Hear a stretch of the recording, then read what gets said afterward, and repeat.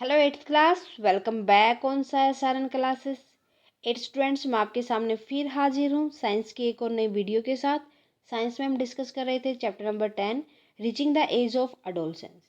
सो student, chapter को end करते हुए ये हमारा लास्ट टॉपिक बढ़ता है रिप्रोडक्टिव हेल्थ। कि जो मतलब जो अडोलसेंट्स होते हैं, जो अडल्ट होते हैं, वो अपनी हेल्थ को किस तरीके से रखते हैं। तो उनको कौन कौन सी चीज़ें खानी चाहिए, कैसे एक्सरसाइज करनी चाहिए, किन चीज़ों को यस बोलना चाहिए, किन चीज़ों को नो बोलना चाहिए, वो सब आज की क्लास में हम समझेंगे। So let's start. Reproductive health factor that lead to overall well being in adolescent. कौन कौन से फैक्टर होते हैं जो किसी भी अडोलसेंट के अंदर होते हैं। First one is nutrition health of the adolescent. कि जो है अडोलसेंट होते हैं उनकी न्यूट्रिशन हेल्थ कैसी होनी चाहिए, कौन से न्यूट्रिएंट उनको लेने चाहिए, कौन से न्यूट्रिएंट उनको ये ज़रूरी होते हैं, कौन से ज़रूरी नहीं होते। So the adolescent is required a balanced diet. जो भी एडोलसेंट होता है उसको बैलेंस डाइट की नीड होती है, which is rich in nutrient, जिनके अंदर बहुत ही ज़्यादा न्यूट्रिएंट हो, like protein, carbohydrate along with vitamins and essential minerals. Okay, this is need because the body of adolescent are changing and developing at a rapid rate at this time. क्यों जरूरत होती है इतने न्यूट्रिशन की एक adolescent को? क्योंकि उसकी बॉडी के अंदर बहुत ज़्यादा चेंजेस होते हैं और डेवलपमेंट होती है।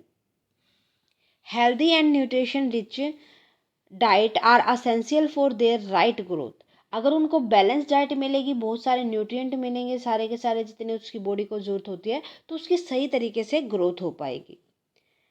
Also they should avoid food such as chips, soft drink, soda, as they have low nutritional value. तो उसको अवॉइड, जो अडोलसेंट होते हैं उनको अवॉइड करनी चाहिए जितना भी फास्ट फूड होता है, like chips, Kurkure, soft drink, cold drink, जो भी होता है वो, क्योंकि उनके अंदर क्या होती है, न्यूट्रिशन वैल्यू बहुत ही कम होती है। ये थोड़े पॉइंट होते हैं जो उनको ध्यान रखने चाहिए। फूड आइटम जिसके अंदर जो सा न्यूट्रिएंट होता है और उसका फंक्शन क्या होता है। पल्स एंड नट्स, प्रोटीन होता है पल्स एंड नट्स के अंदर, जो किस चीज़ में हेल्प करते हैं, उनका काम क्या होता है, ग्रोथ करने में, repair of the body cells, और जितने भी बॉडी सेल डेड हुए उनको रिपेयर करने में। ऑरेंजेस एंड आंवला, आंवला के अंदर क्या, ऑरेंज के अंदर क्या होता है, vitamin C, by keep the body health by providing resistance. Means कि जो विटामिन सी होता है वो हमारी बॉडी को हेल्थी रखता है और उसको रेसिस्टेंस का मतलब क्या होता है, उसको रिपेयर करने में हेल्प करता है। Sugar and roti, sugar and roti के अंदर क्या होता है, कार्बोहाइड्रेट, जो हमें एनर्जी प्रोवाइड करता है। इसी तरीके से ऑयल, ऑयल के अंदर क्या होता है, फैट, जो भी हमें एनर्जी प्रोवाइड करता है। वेजिटेबल्स के अंदर क्या होता है, विटामिन एंड मिनरल्स, जो हमारी बॉडी को हेल्दी और डिजीज फ्री रखते हैं। हेल्दी का मतलब स्वस्थ रखेंगे और डिजीज फ्री का मतलब बीमारियों से दूर रखेंगे। ये कुछ फूड्स होते हैं, कई बार क्वेश्चन में पूछ लेता है कि इसके अंदर कौन सा न्यूट्रिएंट होता है। उसके बाद आता है पर्सनल हाइजीन, कि हमें खुद को भी तो क्लीन रखना चाहिए ना, खुद की भी तो ध्यान रखनी चाहिए कि हम डेली नहाएं। अगर हमारे पास को पसीना आया है तो उसको डेली नहाने से क्या होगा, वो पसीना दूर हो जाएगा। ठीक है, तो ये हमारे अंदर से बैड ऑर्डर नहीं आएगी। तो ये सारी की सारी हमारे पर्सनल हाइजीन के अंदर आते हैं। Personal hygiene also play a role in maintaining the mental and physical well being of adolescent. Here are a few way that they can maintain their personal hygiene. देखो, फर्स्ट तो क्या हो जाएगा, having bath daily at sweat gland and the oil gland secrete high amount of sweat and oil in skin which can lead to bad odour. कि हमें daily नहाना चाहिए, क्योंकि जो स्वेट ग्लैड होती है और जो ऑयल होता है हमारे फेस के ऊपर, स्किन के ऊपर, वो क्या कर देता है, हमारी बॉडी से बैड स्मेल लेके आता है। ठीक है, maintaining cleaningness of the body as there can be chance to getting a bacterial infection otherwise. हमें अपनी बॉडी को क्लीन रखना चाहिए ताकि जो बैक्टीरिया वगैरह होते हैं वो इन्फेक्शन ना करे हमारी बॉडी के अंदर, इन्फेक्ट ना करें। देन फिजिकल एक्सरसाइज, कि हमें फिजिकल एक्सरसाइज करनी चाहिए, डेली साइकिलिंग करनी चाहिए, रेस करनी चाहिए, स्पोर्ट्स में हमें पार्टिसिपेट करना चाहिए ताकि हम मेंटली और फिजिकली फिट रह सकें। ताकि जो हमारा डेली का स्ट्रेस है वो भी कम हो सके।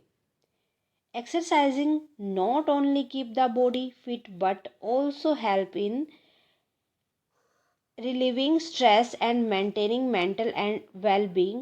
Therefore, adolescent should include, क्या आ जाएगा ये, includes in sports, exercise, walking, cycling and other physical activity. इसीलिए जो अडोलसेंट होते हैं उनको स्पोर्ट्स एक्ट में पार्टिसिपेट करना चाहिए, डेली एक्सरसाइज करनी चाहिए, वॉकिंग करनी चाहिए, साइकिलिंग करनी चाहिए, और जितना हो सके उनको मेडिटेशन वगैरह भी करना चाहिए। ओके, देन उसके बाद आता है say no to the drugs, कि ड्रग्स नहीं लेना चाहिए उनको। Adolescent age incorporates different change in the mind and body of individual, कि जो अडोलसेंट होते हैं वो अपनी सोसाइटी के अंदर क्या होते हैं कि वो बहुत सारे चेंजेस को अपने दिमाग में बिठा लेती है, और उनकी बॉडी के अंदर भी इंडिविजुअल चेंजेस आते हैं। As a result the adolescent may feel a little uneasy sometime, कई बार क्या होता है वो अपने आप को अनईजी समझता है कि वो थोड़ा डिस्ट्रैक्ट भी हो जाता है चीज़ों से। However they should understand that this is natural and they should not be worried about it, कि उसको ये समझना चाहिए कि चीज़ें नेचुरली होती हैं तो उसके बारे में चिंता ना करें। But many time the adolescent are fooled, कई बार वो बेवकूफ़ पन्ना भी कर देता है by other by saying that taking drugs would bring relief to them. कुछ लोग कहते हैं कि ड्रग्स ले भाई तो सारी टेंशन से मुक्त हो जाएगा ना, ऐसा नहीं होता, बल्कि वो उसको और टेंशन में लेके आता है।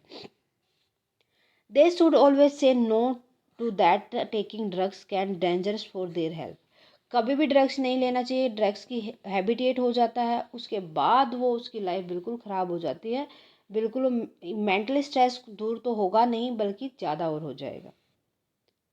Drugs should be taken only if a doctor prescribe them, otherwise no. कोई भी ड्रग्स, जैसे मान लो कोई दवाई वगैरह डॉक्टर कहे तो सही है, अदरवाइज उसको नहीं लेना चाहिए। This is because the drugs are addictive and once a person take them they feel like taking again and again, क्योंकि जो ड्रग्स होते हैं वो एडिक्टिव होते हैं, हम उसके एडिकेटेड हो जाते हैं। जब वो लेता तो उसको, अगर वो नहीं लेगा तो बार बार उसको ज़रूरत होगी उसकी उसकी बॉडी को, तो वो क्या सोचेगा कि मुझे बार बार लेने हैं। As a result mental and physical health of a person start getting affected due to drugs, वो मेंटली और फिजिकली दोनों तरीके से हार्म होगा ड्रग्स की वजह से। Also taking drugs through syringe can cause AIDS, means अगर वो सीरीज जैसे इंजेक्शन वगैरह लगाते हैं ड्रग्स के, वो भी लेना स्टार्ट कर देगा, जिस वजह से उसको एड्स होने के ज़्यादा खतरा होता है। This disease is cause by a hardiest virus that can get transmitted from an infected person to another through use the same syringes. भाई कई बार अगर एक बंदे को एड्स है, अगर वो सीरीज किसी दूसरे बंदे को लगा दी जाएगी तो वो भी उसको, वो वायरस उसके अंदर ट्रांसमिट हो जाएगा। Along with this, it can transmitted through sexual contact from the infected mother milk.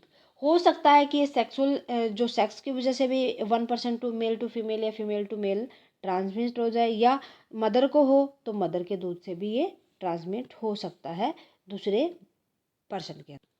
Okay, कुछ ये मतलब पॉइंट थे जो एक रिप्रोडक्टिव बंदे के अंदर जो रिप्रोडक्टिव होता है, अडोलसेंट होता है, उसकी हेल्थ के रिगार्डिंग जो उसको ध्यान रखने चाहिए। होप आपको अच्छे से समझ आ गए होंगे। सो थ्योरी का ये हमारा लास्ट टॉपिक था। अभी तक अगर आपको कोई भी दिक्कत आई है किसी भी पॉइंट के अंदर, किसी भी टॉपिक के अंदर, तो मुझे कमेंट सेक्शन में लिख दे, ताकि जब हम क्वेश्चन लगाए तो हमें कोई भी प्रॉब्लम ना हो। आज के लिए बस इतना स्टूडेंट, मिलते हैं नेक्स्ट क्लास में with question NCERT based question answers. आज की क्लास कैसी लगी मुझे कमेंट सेक्शन में लिख दे, अच्छी लगे तो प्लीज़ लाइक और अदर स्टूडेंट के साथ ज़्यादा से ज़्यादा शेयर करें। अगर आप साया सारन क्लासेस पर नए हैं तो फटाफट से साया सारन क्लासेस को सब्सक्राइब कर ले, बेल आइकन को दबा ले, ताकि आने वाली वीडियो की नोटिफिकेशन आपको मिल सके। Thank you very much, bye bye and take care. मिलते हैं नेक्स्ट क्लास में।